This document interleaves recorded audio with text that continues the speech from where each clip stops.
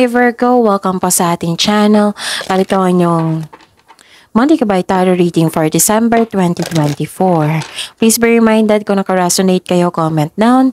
Kung hindi kayo naka-resonate, ibigay niyo po sa iba kasi channel reading po ito. This is for you Virgo ngayong December 2024.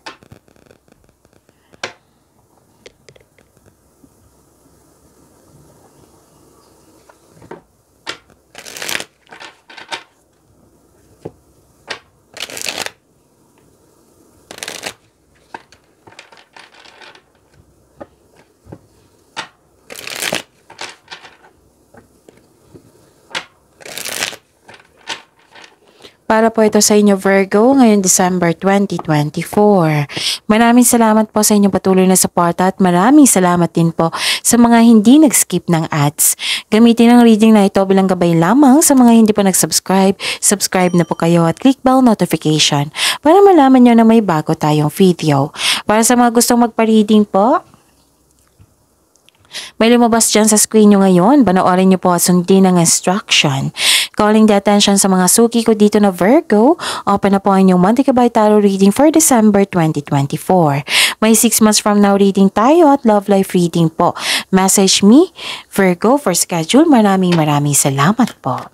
Spirit Guide, mga ganap po para kay Virgo ngayong December 2024. I need 3 cards po.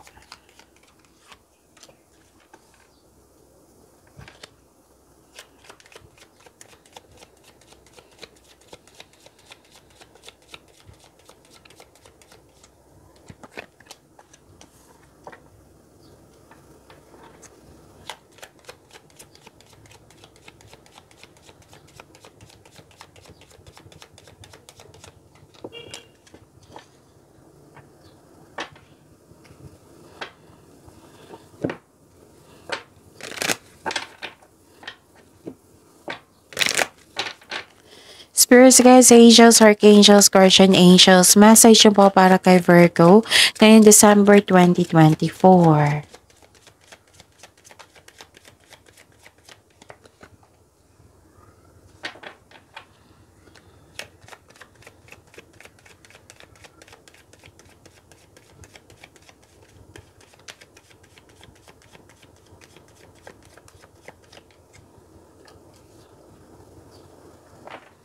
Okay.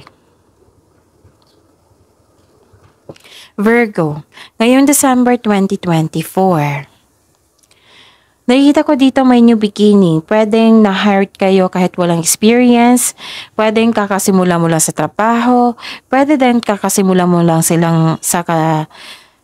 kakasimula mo lang sa relasyon or sa connection sa isang tao. May concern kayo sa immature na tao dito. At may humihingi ng atensyon sa inyo na isang bata, pwedeng inner child nyo ito or literal na bata. Nakikita ko dito yung offer. Pwedeng sa career and money nyo to na offer. Nag-deal kayo, may promises, long-term agreement, at may nakita kong signing of contract. Pwede din sa marriage ito, may nakita ko dito nag-uusap na regarding sa marriage contract.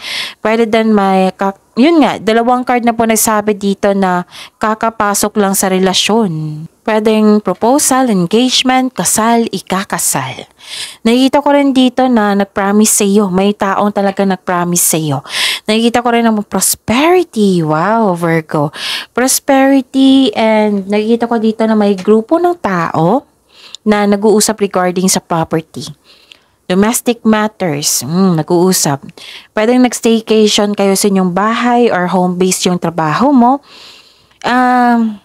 Most of you gusto magpahinga sa bahay kasi you felt relaxed, calm, and security pag nag-stay sa bahay.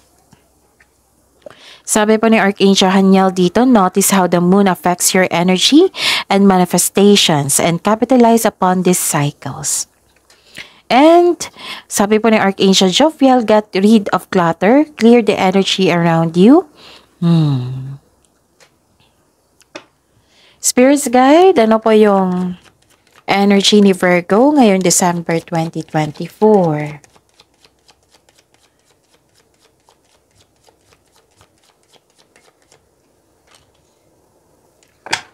And the clarification of this card po,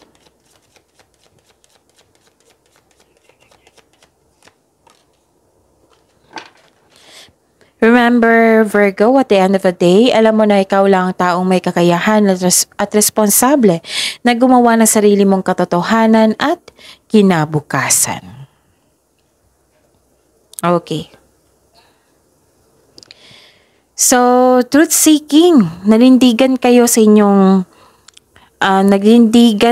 honest kayo sa sarili at nanindigan kayo sa inyong desisyon. This card ay sumisimbolo ng katapangan at confidence. Panahon na para umaksyon kung alam mong nasa tama ka. So this card tells you to be careful sa mga ginagawa at pinipiling desisyon. Nanindigan ka dito at very focused kayo sa layunin nyo or proyekto. Okay, may nakita kong away dito, ihanda ang sarili. Okay, may dumating sa inyo, pwedeng news or information or an opportunity. Again, pwedeng dumating itong opportunity na ito, news or information na bibigyan mo siya ng agarang aksyon. Maging mabilis yung action mo dito. Pwede excited ka dito kasi nakikita ko dito some of this na darating sa inyo is opportunity. Okay? At nakikita ko rin dito na nagkaroon po ng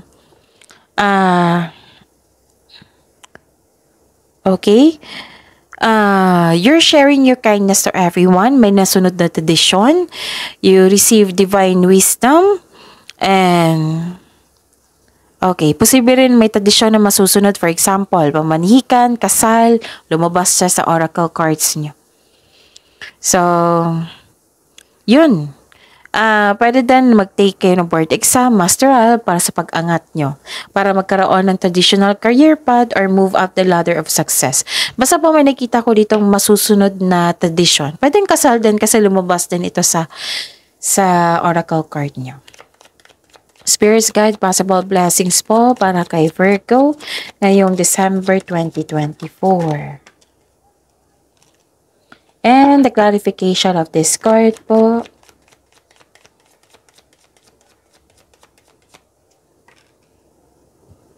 Okay.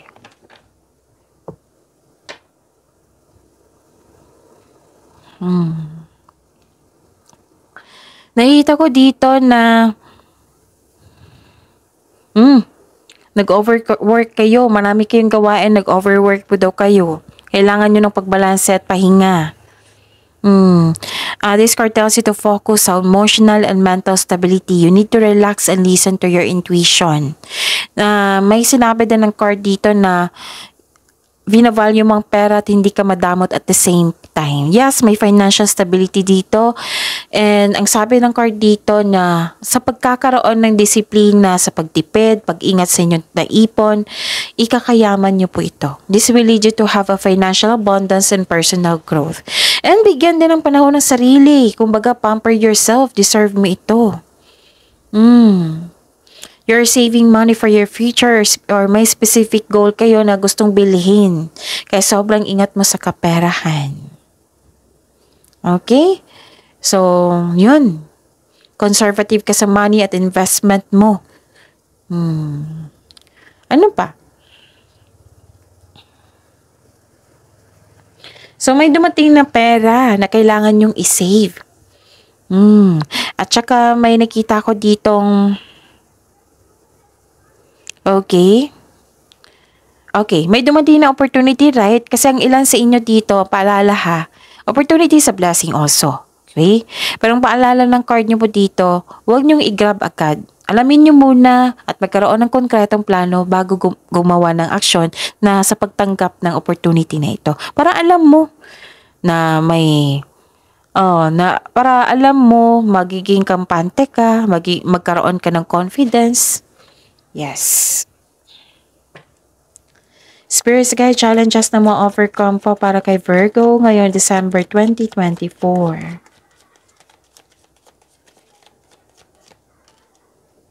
And the clarification of this card po.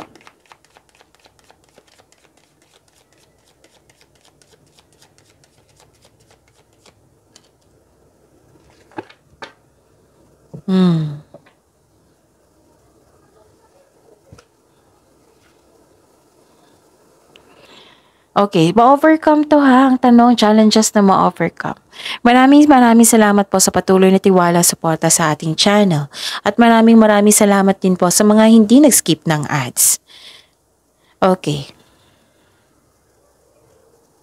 Habaan ng pasensya kasi may delay po dito. Delay sa plano, delay sa paggawa ng desisyon, delay sa hinihintay mo. Nagkaroon ng hesitation para gawin o gawa ng aksyon ng iyong plano o proyekto. Marahil naghahanap ka ng timing po. Naging wiser kayo ngayon. So, take risk. We need to move out from our comfort zone. Success starts with every challenge, not from the comfort zone. Pagbalanse pa rin to eh. Pagbalanse kailangan. May concern kayo sa hindi marunong maghawak ng money. And this card asks you to save money, control on overspending. May tension dito, nakikita ko kanina dito sa energy nyo, may concern kayo sa irresponsible na tao. So, pagyamanin nyo po yung blessings sa binigay sa inyo. Ang dami dito. See you tomorrow, Virgo. Please like, subscribe, and click bell button for notification para updated po kayo sa daily tarot reading natin. Maraming salamat po.